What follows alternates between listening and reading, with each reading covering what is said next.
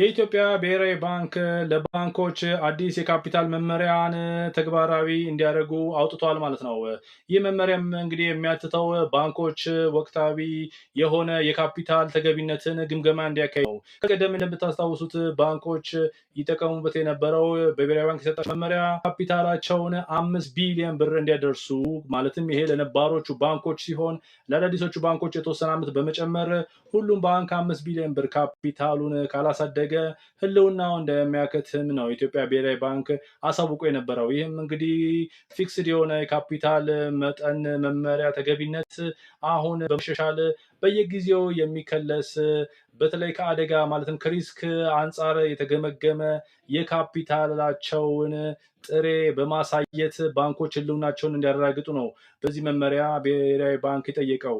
በአጭሩ እንግዲህ ምን ለማለት ብንችል ምንድነው እያንዳንዱ ባንክ ካለው ዋና የራሱ የሆነ ካፒታል ማለትም እንግዲህ የሸጣቸው አክሲዮኖች፣ ሌሎች የትርፍ ክፍፍል እነዚህና ሌሎችም ያሉ የራሱ ገንዘቦችን ለዕዳ መክፈል የሚችላቸው ቀጥታ ገንዘቦቹን እነዚህን ነው ታሳቢ ያደረገው። ማለትም ባንኩ ቢከስር ቀጥታ ለኪሳራ ሊውሉ የሚችሉትን የራሱን ካፒታል በተመለከተ እናም ይሄ ካፒታል ካለው ሪስክ አንጻር ሪስክ ወይንም አደጋ ተብሎ ብሔራዊ ባንክ የከፋፈለው ምን አሉ በሶስት ከፍሏቸዋል። እነሱም የብድር ሪስክ አንደኛው፣ የማርኬት ሪስክ ነው ሁለተኛው፣ ሶስተኛው ደግሞ ኦፕሬሽናል ሪስክ ብሎ ነው። ከነዚህ ሶስቱ ዌይትድ አቨሬጅ በድምር የሚመጣውን ሪስክን ታሳቢ በማድረግ ያላቸውን ሀብት ጥሬ ሀብታቸውን ማለት ነው በዚህ በመገምገም ውጤታማነታቸውን በማስቀጠል በየጊዜው በሚገመገም ሂደት ነው ራሳቸውን ህልውናቸውን ማስጠበቅ እንዳለባቸው ብሔራዊ ባንክ ያሳወቀው።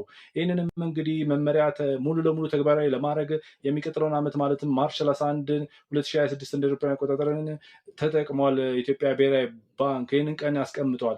በእነዚህ ጊዜያቶችም ባንኮች በሂደት በዚህ መመሪያ ላይ ራሳቸውን እንዲጥሉ ነው ብሔራዊ ባንክ ያስቀመጠው።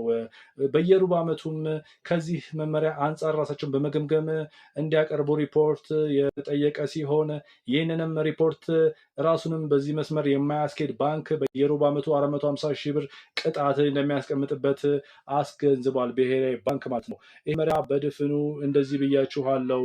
እናም የበለጠ ለመረዳት ዲስክሪፕሽን ላይ በማስቀምጥላችሁ ሊንክ ተከትላችሁ መመሪያንም አወርዳችሁ ማንበብ ትችላላችሁ። እንዲሁ ባጭሩ ብዬ ብዙ አወራባችሁ። እንዲሁ ግን በቀለል ባለ ቋንቋ ለመናገር ብሔራዊ ባንክ አሁን እያለ ያለው ምንድን ነው? ባንኮች ሆይ ካፒታላችሁን የራሳችሁ ብቻ የሆነውን ገንዘባችሁን ከአለው ዕዳ አንጻር ቀናንሳችሁ እንዲሁም ሪስኩንም ካልኩሌት አርጋችሁ ንጹህ በተለይ ብትከስሩ ልትከፍሉት ለኪሳራ ልታውሉት የሚችሉትን ዕዳ ለመሸፈን የሚያስችላችሁን ካፒታላችሁን በየጊዜው በመገምገም ሪፖርት አቅርቡልኝ ነው ያለው። ይህንንም እንግዲህ ብሔራዊ ባንክ ሲያስቀምጥ መጀመሪያ ላነሳሁላችሁ በሁለት ከፍሏል ባንኮችን ማለት ነው። አንደኛ እያንዳንዱ ባንክ በግሉ ማለት ነው። በግል ባንኮች ይህንንም ግምገማ በማካሄድ ተገቢ ሆነው እስካገኙ ድረስ እስከሚቀጥለው ዓመት ድረስ መቀጠል ይችላሉ ማለት ነው። እንዲሁም ደግሞ ተገቢ ያልሆነ ካፒታል ካላቸው በጋራ በመሆን ማለትም የባንክ ግሩፕን በማቋቋም ይህንን ካፒታላቸውን በመገምገም ውጤታማነታቸውን እያሳዩ መቀጠል እንዳለባቸው ነው ብሔራዊ ባንክ ያስቀመጠው ማለት ነው።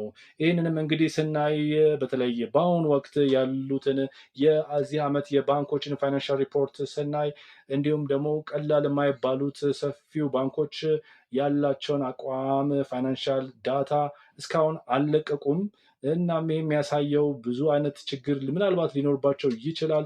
እነዚህ ባንኮች እና እንዲሁም የለቀቁትን ባንኮች ቢሆኑ እንደ አማራጭ በራሳቸው ከዚህ መመሪያ አንጻር ካፒታላቸውን ገምግመው ማቅረብ ይችላሉ። ነገር ግን ካልቻሉ ብሔራዊ ባንክ አማራጭ ሰጥቷቸዋል። በቡድንነት ቀርበው ማሳካት ይችላሉ ማለት ነው። ስለዚህ ይህንንም ስንመለከት በመንግስት ደረጃ ተይዞ ያለው በሀገራችን ያሉትን ከ30 በላይ ባንኮች ወደ 5 አቅም ወዳላቸው ባንኮች የማሸጋገር ሂደት ላይ ከፍተኛ አበርክቶ ያሳድራል ተብሎ ይጠበቃል። ምክንያቱም በአሁኑ ሰዓት ያሉ የሀገራችን ባንኮች ያላቸው ካፒታል እና ሌሎች አይነት ከዚህ መመሪያ አንጻር ግምገማ ሲካሄድ በግላቸው እውነት ቀጣይነት ይኖራቸዋል ብሎ ለማስቀመጥ በጣም አደጋች ነው። አብዛኞቹ ባንኮች በዚህ መስፈርት ለግላቸው በግል እንደ ባንክ ለመቀጠል እኔ በበኩሌ ባየሁት መሰረት አያስችላቸውም ብዬ ገምታለሁ። ነገር ግን እንደ አማራጭ ደግሞ 3-4 ሆነው አንድ ላይ በመሆን ካፒታላቸውን በዚህ መልኩ በማሻሻል በየጊዜው በሚለካ ሂደት ተገቢ ውጤታማነታቸውን በማሳየት መቀጠል ይችላሉ። ስለዚህም እንግዲህ በቅርብ ከሚቀጥለው ዓመት ጀምሮ የምናያቸው ባንኮች አቅማቸው እዚህ ግባ የማይባሉት 30 በላይ ባንኮች ወደ አቅማቸው ወደ ፈረጠሙ እንግዲህ እየቀነሱ 20፣ 10፣ 5 እየሆኑ እንደሚቀርቡ ይጠበቃል። በዚህ መመሪያ መሰረት ማለት ነው። ይህንንም መመሪያ ብሔራዊ ባንክ ሲያስቀምጥ ይህንንም አይቶ ይሆናል ብለን እናስባለን። እንዲሁም በዋነኝነት እንግዲህ ይህን መመሪያ ሊያወጣ የቻለ ኢትዮጵያ ብሔራዊ ባንክ ከምን አንጻር ነው? ከዓለም አቀፍ የባዝል 2 እና 3 የባንክ ስምምነቶች ጋር በመነሳት ነው። ከዚህ ቀደም ባዝል 1ን ሲከተል ስለነበረ አሁን ላይ ግን ባዝል 2 እና ባዝል 3ን በመከተል ዓለም አቀፍ ባንኮች በዚህ መልኩ ነው እየተለኩ የሚገኙት።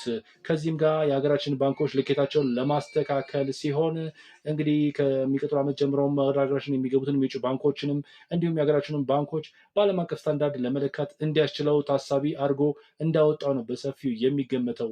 ይህም እንግዲህ ተገቢ እርምጃ ነው ተብሎ ነው የሚገመተው። ምክንያቱም አሁን የሚገቡት ባንኮች በተለይ ከተለያየ ሀገር ያለው ልኬት እና እዚህ ሀገር ያለው ልኬት ፍጹም ልዩነት ስላለው የተለያየ አይነት ችግር ሊፈጥር ስለሚችል ይህንንም ለማቻቻል ብሔራዊ ባንክ ዓለም አቀፍ ስታንዳርድ ጋር ራሱን አቻ ለማድረግ የሄደበት እንደሆነ ይገመታል ማለት ነው። እናም ለዚህ ካፒታል መሻሻል ባንኮችስ ምን አይነት መልስ ይሰጣሉ? እንዲሁም እያንዳንዱ ባንኮችስ ምን አይነት አቋም ላይ አሉ የሚለውን እንግዲህ መረጃ ባገኘን ልክ ለማቅረብ እሞክራለሁ። በግሌ ያሉትን አሁንም ፋይናንሻል ዳታቸውን ያቀረቡ ባንኮች ምናልባት እንግዲህ አጨቃጨቅ የሚችለው ያላቸውን የአደጋ ተጋላጭነት ወይም ሪስክ ዌታቸውን በምን መስፈርት እንደሚያስቀምጡ ስለማይታወቅ ነው እንጂ እዚህ አቅርቦ በዚህ መመሪያ መሰረት ምን አይነት ሌላ ናቸው፣ ምን አይነት ሁኔታ ላይ ያሉት የሚለውን ማቅረብ ይቻላል። ቢሆንም ግን እንግዲህ አሁን እናንተም ይህንን መረጃ ካገኛችሁ እያንዳንዶች ባንኮች በዚህ ደረጃ ምን ላይ ያሉ የሚለውትን በራሳችሁ መገምገም ትችላላችሁ። መመሪያውንም እንዳልኳችሁ ማግኘት የምትፈልጉ ከሆነ ዲስክሪፕሽን ላይ አስቀምጥላችኋለሁ። እዛ ላይ ገብታችሁ ማግኘት ትችላላችሁ። እናም ብሔራዊ ባንክ መጨረሻ ላይ የምላችሁ ይህን መመሪያ አሻሻለ ብዬ ነው የምዘጋው። ሰላሙ